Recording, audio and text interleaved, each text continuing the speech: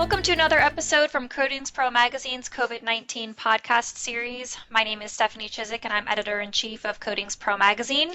Today's guest is Jason Weber, Inside Sales and Marketing at Air Equipment and Repair.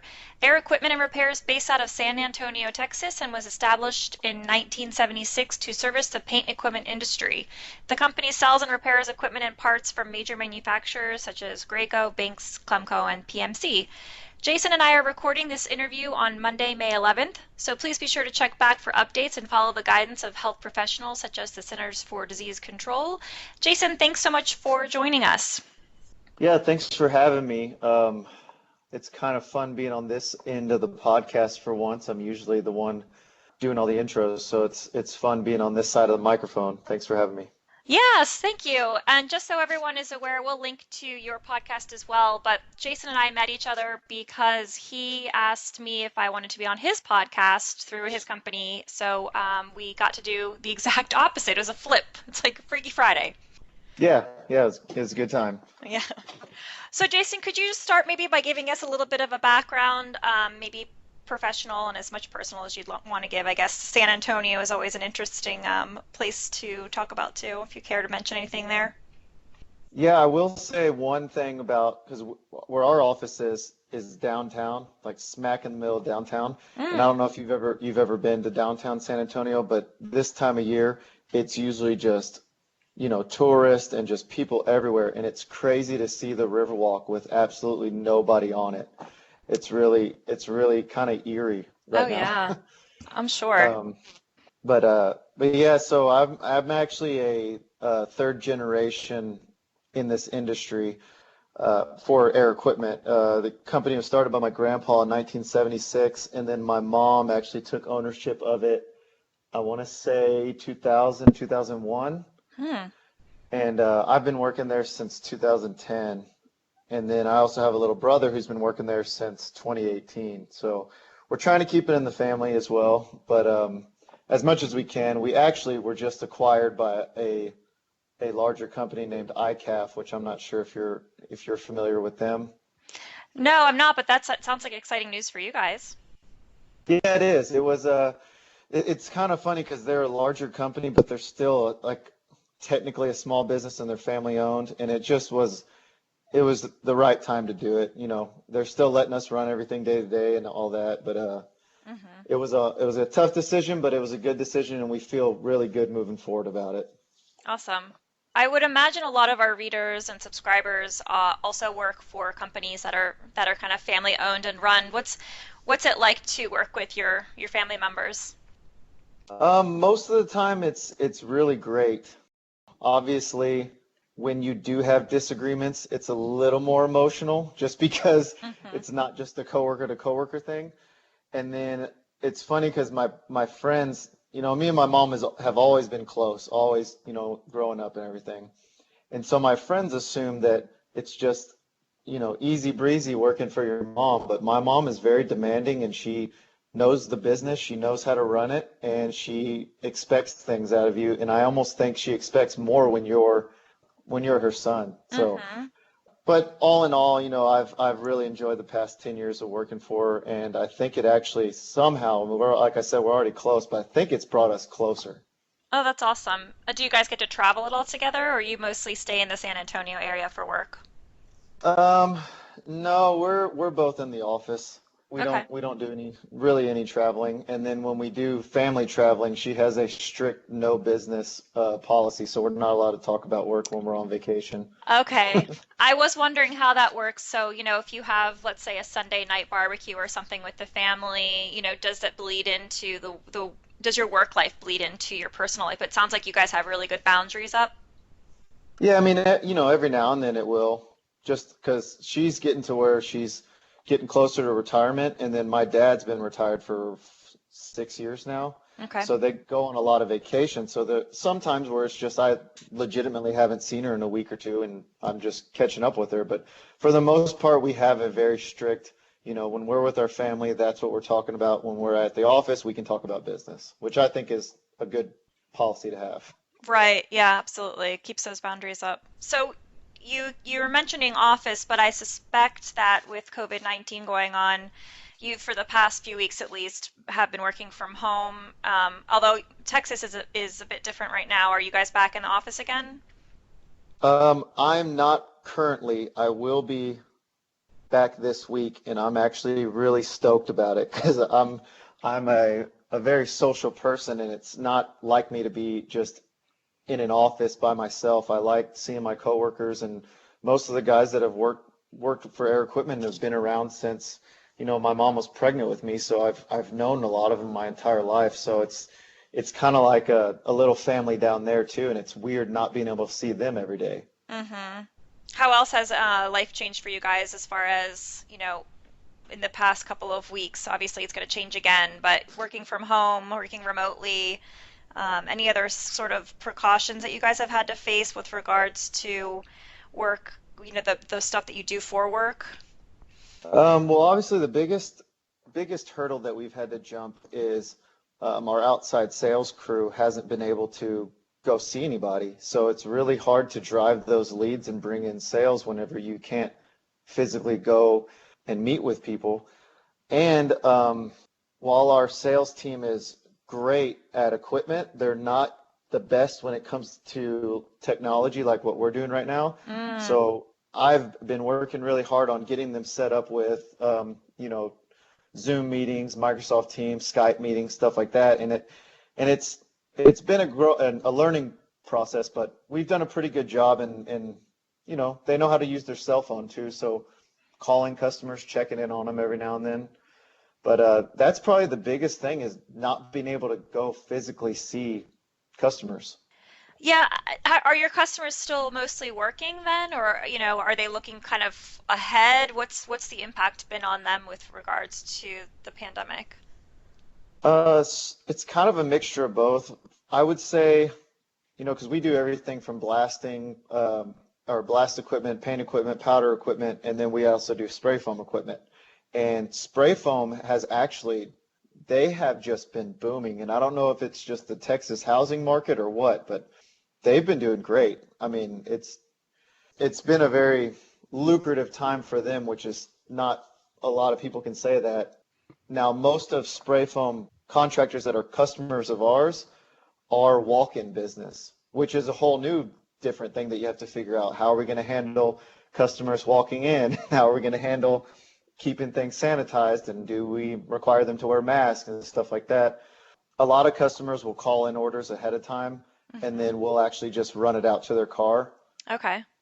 And then when they do come in, we either have clean pins and then you discard them into like a dirty pin bin when they're signing their invoice that we can sanitize and then reuse, or we just flat out ask them, do you have your own pin that you can sign the invoice for? But other than that, I mean, it's pretty much just been business as usual down at the office is what I've been told. Like I said, I haven't been down there, so I'm just Right. kind of from afar. So you must have a few people who go to the office, kind of they're deemed essential within your own company to help with those people who need the walk-in help or the troubleshooting or what have you. Is that correct? Yeah, I mean, pretty much everybody besides me has been in the office, and the only reason I haven't been down there is because I have kids that are out of school, and we were trying to, you know, juggle that with my wife is also working from home. Gotcha. So we figured if we had both of us here, it would be a little easier to handle the two kids because they're both under the age of 10. So the little one requires a lot of attention. Right. Yeah. I think a lot of people are probably experiencing that right now too, where it's, they've had to shift all of their work operations to home, and so has their spouse. So it's kind of turned into, okay, well, where do the kids go? Where's my office? Where's your office? Sort of just, gosh, I don't even know if like a fire show kind of where does everyone and everything go? I can't even imagine. Right. Yeah. Yeah, that's an interesting experience. But yeah, but it sounds like the spray foam side's been going well, at least in the Texas area. Have you, obviously, at least spray foam on roofing, that has to come with a coating. Do the other aspects of the coatings world, what kind of trends have you been seeing there in the past few weeks, if any? Um, it really depends on the the manufacturer, I guess or what am I trying to say? The factory that you're in, depends on where they're based out of and what their headquarters Okay. are doing, because we do have a lot of manufacturers here in Texas, South Texas, that are headquartered elsewhere that are actually, shutting things down, whereas in Texas it's not really shutting down, Mm-hmm. and but they just kind of company-wide did it. But then you also have, other places that are like we have one here that's a door manufacturer, and they're just going like it's every day. They're just limiting. I think they cut their shifts in half. Mm-hmm. So they're doing, half the amount of people just to kind of spread them out. And then they're also limiting guests. So, you can't just walk in there like normally we just walk in there and go see a customer. Now you have to call ahead of time and make sure that you're scheduled and you're wearing masks and gloves and all that. So, I mean, basically that, but for the majority, we've been very lucky down here. A lot of our clients are still working. Yeah, that is great. So based on that, I guess, do you see any predictions for how the industry might be changing moving forward or need to adapt moving forward because of, Texas is obviously just one of, at least within the states, one aspect of many that we're all kind of handling things differently. Yeah, any trends you think might be coming out of this? One thing I will say is, and this has been an interesting side of it, is I work with these manufacturers that make or build paint equipment or exhaust filters for paint booths, and I've seen them switch to a different, I guess, product. Like we have this company that makes they're a manufacturer of paint booth filters, Mm-hmm. and they're actually working on creating an N95 mask with a disposable filter in it. So you could take the filter out, wash the mask, put a new filter in, and then reuse the mask. Oh, wow. And I Okay. think that was just kind of, they saw the need of PPE because it's so hard to find PPE right now, saw the need in the industry and decided we have the materials to make these. All it is taking this filter material and making it for this instead of for a paint booth. And that hasn't come out yet. They were just kind of telling us they're developing it. And then you have companies like Graco and Carlisle who manufactures Binks and DeVilbiss equipment. They're like came out with a complete airless spray line for spraying disinfectant. Mm. And then Carlisle's got an electrostatic version and then also a conventional version spraying out of a 2-gallon pot. So it's just, you see these manufacturers that have been in the paint industry and they're kind of branching out. So I don't know if that's just for right now or if they'll continue to do that, but you kind of see this shift in the industry like that. Yeah, there's a lot of innovations that seem to be coming out of it. I mean, the fact that we haven't had before a reusable N95, I think it's a valid point, and maybe there's a room for that in the market. That'll be great to see when that comes out. That's interesting. Yeah, Yeah. when we were in the meeting with them a couple weeks ago, and he was mentioning that. So man, that's could be one of those things you'll never see again. So we'll see what happens with it. Yeah, absolutely. What about as far as, like you, a lot of our subscribers are probably also, like I said, working from home, had to shift. Any virtual opportunities, either that you've experienced yourself or seen elsewhere that might be good to pass along? Oh, definitely. Like I was telling you before we started recording, I actually did 3 virtual trainings with different equipment manufacturers today. So Mm-hmm. I've been in webinars and meetings all day. And if anybody out there needs any training or anything, ICAF, Dove, Seneca, and Air Equipment, who are all part of the ICAF companies, do a lot of these meetings. So, feel free to reach out to any of the branches and we'll set something up. And then also a great opportunity or a great tool is Graco University. Mm. Um, they have a bunch of online courses, and then they record all their webinars and upload them on there for all their different equipment. And it's a great tool to sit down, and even for people like me that have been in the industry or been a distributor for Graco for a long time, even just to go back and refresh, or sometimes there's a new product you don't know about. And it's just, since you have the time now, because sometimes when we're just going and going, you don't have the time to sit down, but use the time right now to learn about new equipment or refresh yourself on old equipment. So Yeah, Greco University is a really good opportunity. Yeah, that's a great tip. I think you're right. There's just a lot of sort of everyone is starting to capitalize on social media and what they can put out online, which is great so that we can spread it to as many people as possible to get opportunities out there. That's a great tip, yeah. And as far as, I think that of course it's easy right now to kind of focus on what's maybe not going well, but are you seeing any other positives within the industry or elsewhere? I mean, I feel like there's definitely some silver linings that could be coming out of this as well. Oh yeah, definitely. Just from the equipment side, and in particular, PMC, who makes their name is Polyurethane Machinery Corp, Hmm. and they make spray foam and polyurea equipment. And right now they're running some awesome specials. They have proportioners there for spray foam, and they're actually giving you a free 50-foot heated hose, Oh which is wow. about yeah, pretty close to a $2,000 savings. So that's pretty big. And then on the finance side of it, we work with a couple finance companies, and I would assume this is not just for us, but probably industry wide. A lot of the equipment finance companies are offering 90-day deferred payment for your first payment, Mm. which is a really great opportunity because there's a lot of times when you have a greenlit job right in front of you, but you need this 30, $40,000 piece of equipment and you don't have the capital right then and there to pay for it. But if you get that piece of equipment, it'll end up being a, million and a half dollar job.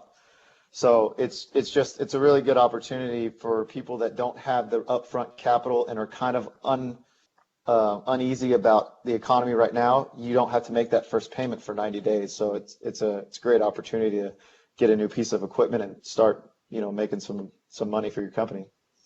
Yeah, you just made me think that despite what's going on in the world, there's always new people coming into the industry. Do you have any tips and tricks that you could give to someone who may be new coming into the spray foam or coatings industry? I know you've been around for a while, obviously, so maybe you've seen a few things you could share.